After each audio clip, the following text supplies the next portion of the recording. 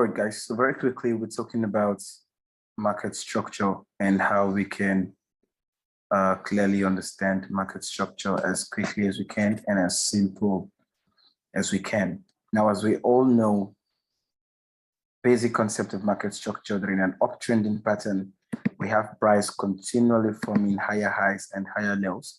And in a downtrending pattern, we have price continually forming lower highs and lower lows. Okay, so it's quite simple.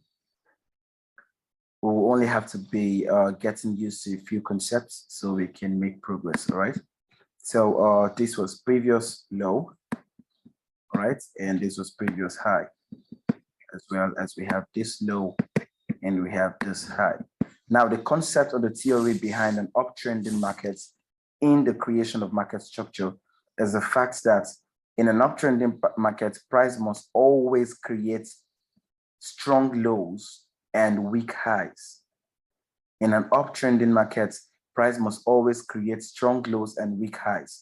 They are called strong lows because they are able to take out a high that had existed before them. Okay, so we had this high before the creation of this low, but this low came in and then we birthed momentum from here that helped us move upward, and by so doing, taking out this high.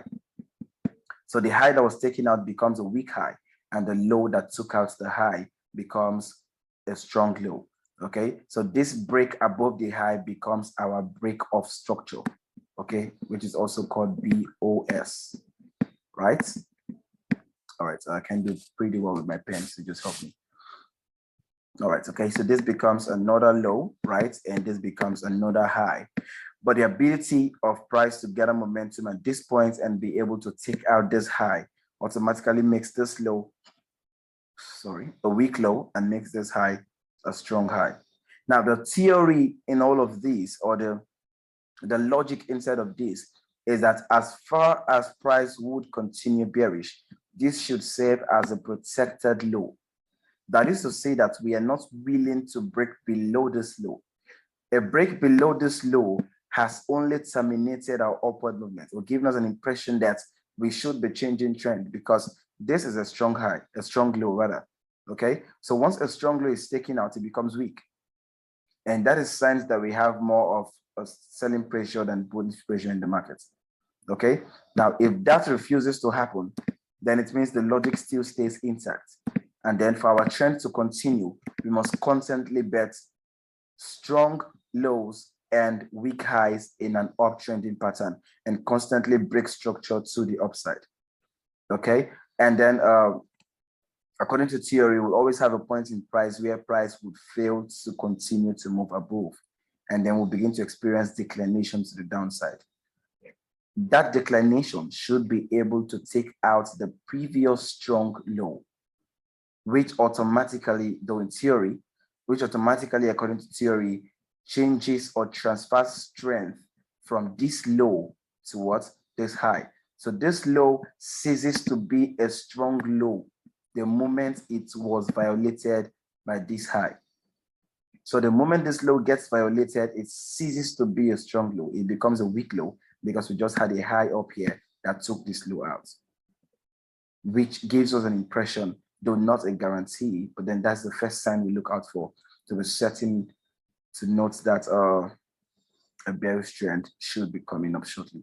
Okay, and then we birthed another weak low, okay, and this high. So this becomes the new protected high. As far as price stays bearish, we are not supposed to break above this high. A break above this high only tells us that price may be continuing bullish. Okay, a bullish close above this high, okay, or structural close above this high. But as far as we remain below this high and continue in that direction, we'll be creating strong highs and weak lows and breaking structure to the downside. So this becomes a new protected high and the new protected high, because these highs will be taking out these lows, which are weak lows, and making these highs strong highs. Okay, I call them protected high, or they are called protected highs in theory, because the moment these highs are violated, we give buyers a kind of impression that they are free to now come in and continue a new trend. okay?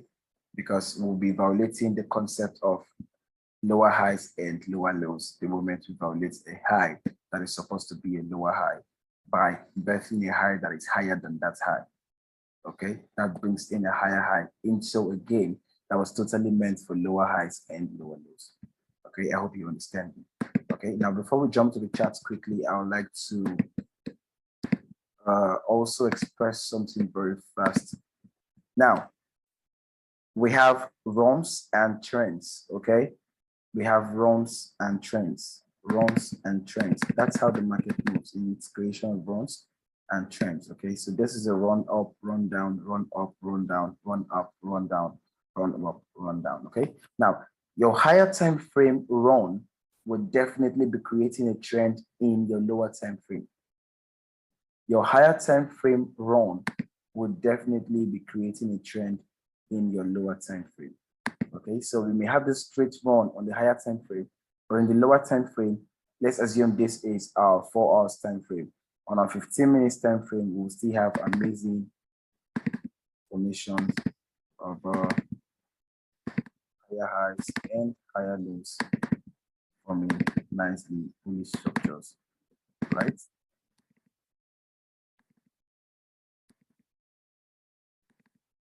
And just like that, so on and so forth. Of which I will take out time to explain substructures or internal structures as we proceed in this journey we have begun talking about market structure.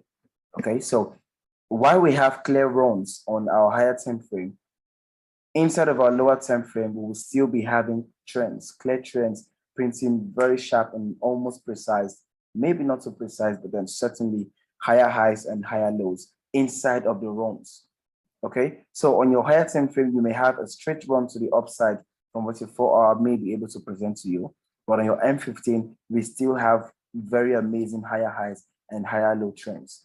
Okay, that is why most times as intraday traders, we are much more interested in taking our entries on the smaller time frame and then capitalizing on the run that we have on the higher time frame. Okay, so this is supposed to be somewhat of an introduction to market structure as we make progress. I don't want to overcomplicate this video. I just want to try and lay foundation for us that we would be building on as we make progress studying market structure. So let's call this market structure part 1. We'll be looking at the chart quickly just to look at how price behaves or relates to the formation of higher highs and higher lows and forming strong highs and weak lows or protected highs and weak lows that has to be violated, okay? Or protected or strong and weak high and lows. So let's just see that very quickly on our charts. Okay, I'll try not to go too far. Try not to go too far. Let's get a clear trend. All right, so very quickly. 1 minute.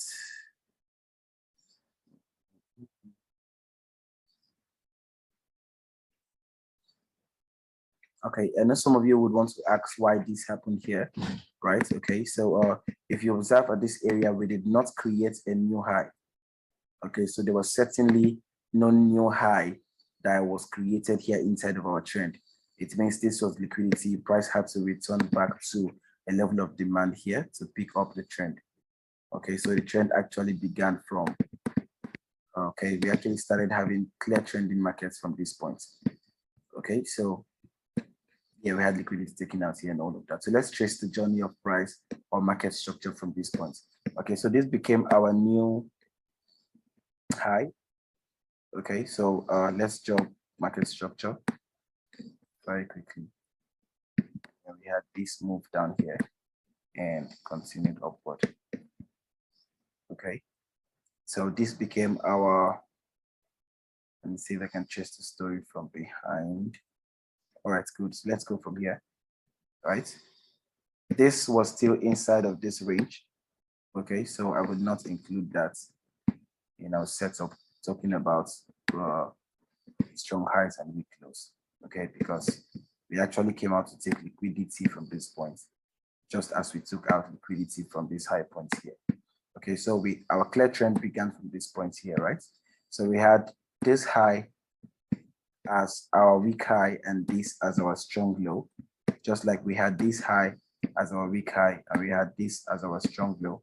We had this high as our weak high and we had this as our strong low. And don't forget, the idea of a strong low is that it should not be violated to the downside. The violation of the downside to the downside gives us an impression that that price should begin to change trend. Now, the logic is that the institutions or the big players or whatever it is has tons and tons of bullish orders inside of this area. Okay, so bringing price below this level will almost put them, not almost, bringing price below this level, we put their buy orders inside of here in a loss. Okay, and then the house would never want to lose, like I always say. Okay, so this becomes a protected low, which makes this a strong low. And then it must always take out previous high for it to be valid as a strong low. Okay, so we took out this high by this low. This high was taken out by this low. Okay, let's proceed. Let's proceed. Okay, so we took out this high by this low, and then suddenly we moved to the downside. Now, the idea of coming to the downside was to take out some certain form of liquidity that we had around this area. Okay, to fill inefficiency and fair value gap, like I taught you guys in previous series. So you understand what is inside of here. We still had their orders inside of this place, right? And then our protected lows still sat at this point, okay? And then we continue to break structure to the upside, right? Because of this guy here. And we continued just like that, until we got to a point where price could no longer go upward, right? And then we violated this level. Okay, so this became new break of structure, and we had break of structure and then break of structure, making this level where a new strong high and weak low, strong high and weak low, strong highs and break of structure here, right? So weak lows and then strong highs and weak lows. And like I said, the strong high should not be violated. So price came to mitigate and then continued bearish. So this was weak low, right? And strong high. Okay, as the case may be, you can continue marking in that. And then you can see break of structure, right? Break of structure. This is a strong high, weak low. Okay, strong high, right? And weak low. It says mitigates. Okay, let's continue. Strong high, right? Weak low. Strong highs, weak low, right?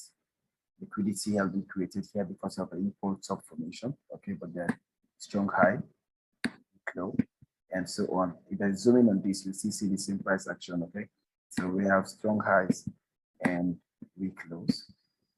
We have strong highs and weak lows. And once this gets taken out, it will automatically make this guy here a strong high and make this guy here a weak low. Okay, so that is just the market structure, introduction to market structure, and how price trends or how trends are created inside of price by the creation of strong highs and weak lows on downtrending patterns and the formation of weak highs and strong lows in uptrending pattern.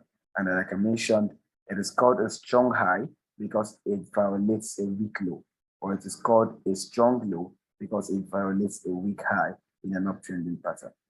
Okay, so let's call this an introduction as we look forward to future classes on market structure.